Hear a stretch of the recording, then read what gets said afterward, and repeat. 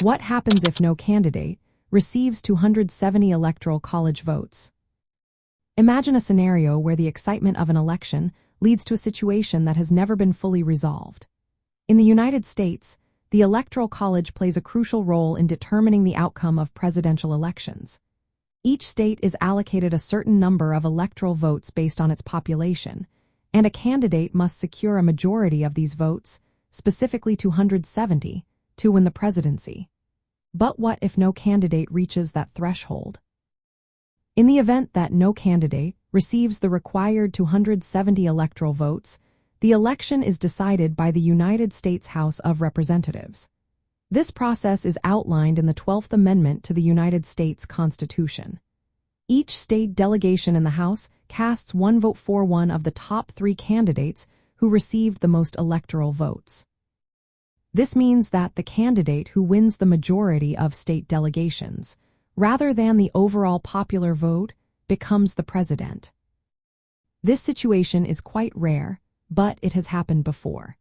The most notable instance occurred in the election of 1824, when none of the candidates secured a majority of electoral votes. The House of Representatives ultimately selected John Quincy Adams as president, despite Andrew Jackson having received more popular votes. If the House of Representatives is unable to reach a majority decision, the situation becomes even more complex. The United States Senate would then elect the vice president from the top 2 candidates who received the most electoral votes. This means that the vice presidency could potentially be held by a candidate from a different political party than the president, leading to a unique dynamic in the executive branch.